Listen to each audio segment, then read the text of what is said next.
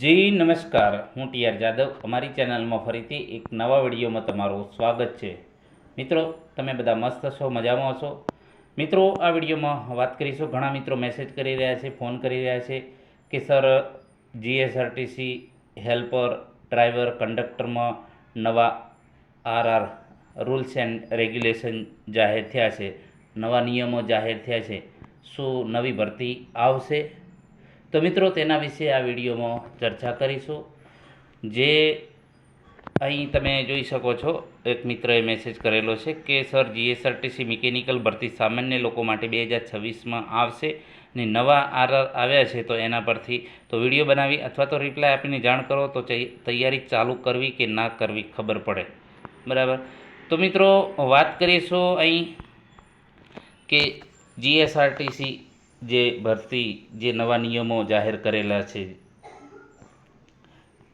GSRTC, બરાબર, નવા RR જાહેર કરેલા છે. બરાબર.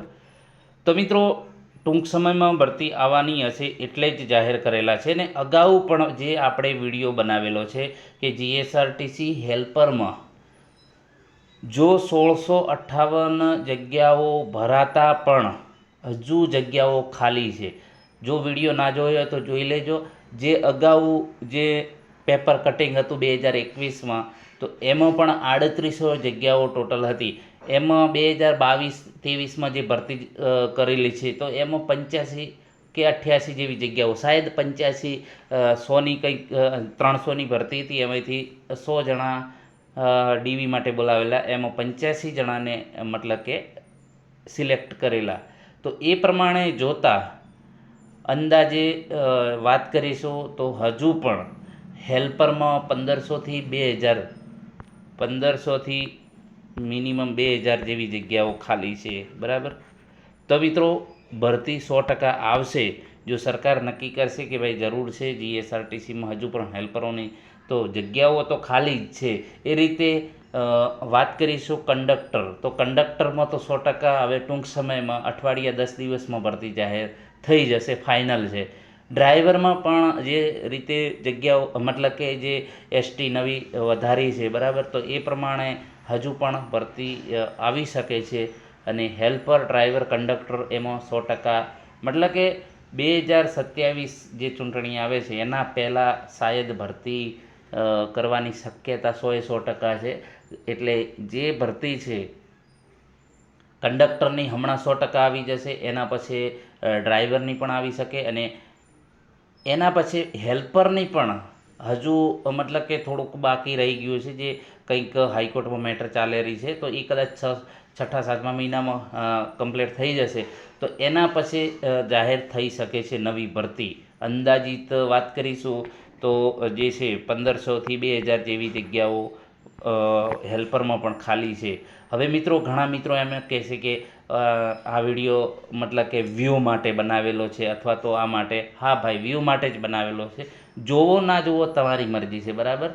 બીજે ક્યાંય નહીં જાય. જે લોકો તમને ડફોળ બનાવે છે ત્યાં વિડીયો જોવા, ત્યાં કોમેન્ટ નહીં કરે, પણ અહીં સસ્તું દેખીને કોમેન્ટ ઠોકવા આવી જશે, ઠુમકા લગાવતા કે આમ તેમ. બરાબર. એટલે મિત્રો, તમને કોઈને જે લોકો કોમેન્ટ કરી રહ્યા છે એમને કહું છું કે પોતાની ઈચ્છા હોય તો જોવાનો, નહીં તો વિડીયો નહીં જોવાનો. બરાબર. આ જે છે, આ વિચારો મારા પર્સનલ છે, અને જે પ્રમાણે નવા આરઆર આવેલા છે, તો એ પ્રમાણે ભરતી 100% આવશે.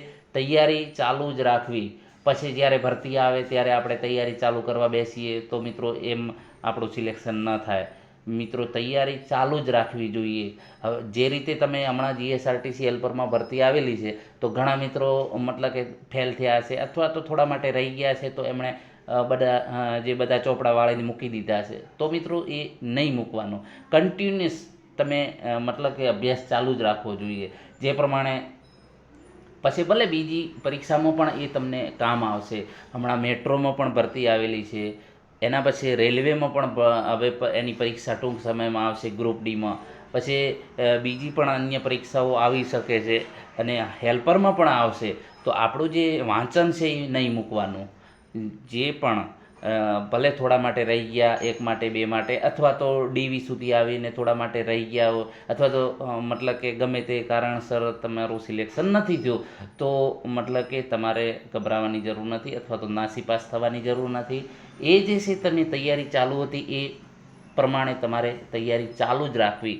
તો ગમે ત્યારે જે તમે મહેનત કરશો એનો જે ફળ તમને ચોક્કસ મળશે. એટલે કહેવાનો મતલબ એક જ છે કે મિત્રો, જે તમે સરકારી નોકરી માટેની તૈયારી કરી રહ્યા છો તો એ કન્ટિન્યુ રાખો.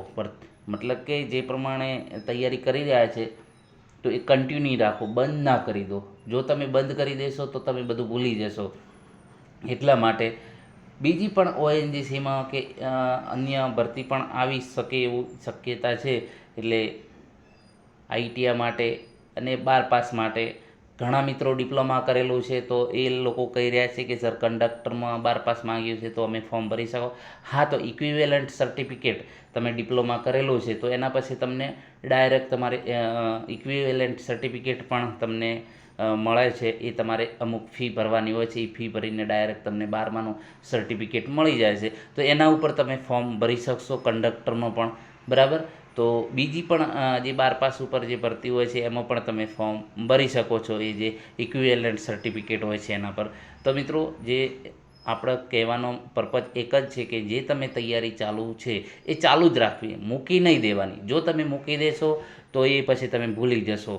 ઘણા એમ કહે છે કે સરકારી નોકરીમાં ક્યાં ભરતી આવે છે. મિત્રો, સમય જ લાગે, કેમ કે ભરતી હવે જે નવા આરઆર આવ્યા છે, નવા નિયમો આવ્યા છે, તો જે નિગમને વિચાર હશે કે ભરતી કરવાનો છે એટલે જે નવા નિયમો મતલબ કે ફેરફાર કર્યા છે, બરાબર. એટલે ટૂંક સમયમાં કંડક્ટરની 100% આવશે, એના પછી હેલ્પરની પણ આવશે 100%.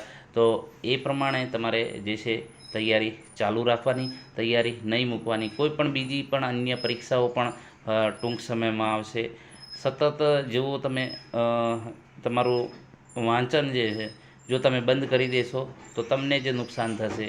એટલે તમારું જે વાંચન છે, જે તમારી તૈયારી છે એ નહીં મૂકવાની અને મતલબ કે ચાલુ જ રાખવાની. ગમે તે કોઈ પણ બીજી પણ અન્ય ભરતીમાં પણ તમારે જે તમે મહેનત કરી છે એનું ફળ તમને ચોક્કસ મળશે.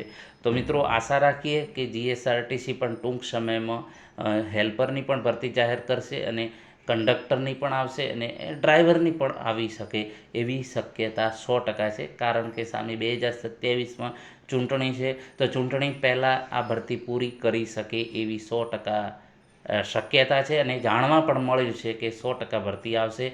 એટલે તમે તૈયારી ચાલુ અત્યારથી જ કરી દો, બીજામાં પણ કામ આવશે. જે તમે હાલ તૈયારી કરી રહ્યા છો તો એ બીજી ભરતીમાં પણ કામ આવશે. એટલે અત્યારે જ તમે મતલબ કે તૈયારી ચાલુ જ રાખવી કન્ટિન્યુ. તમને ચોક્કસ એનો લાભ બીજી પણ ભરતીમાં તમને થશે. તો એ પ્રમાણે મિત્રો, તમે જે તૈયારી કરી રહ્યા છો ગવર્મેન્ટમાં તમને મતલબ કે નોકરી માટે, તો એ પ્રમાણે તમે તૈયારી ચાલુ જ રાખો. 100% તમને એનું ફળ મળશે. કોઈ પણ બીજી પણ ભરતીઓ આવશે 100%. તો મિત્રો, જે આ પ્રમાણે વાત કરી છે, ટૂંક સમયમાં ભરતી પણ આવશે. એટલે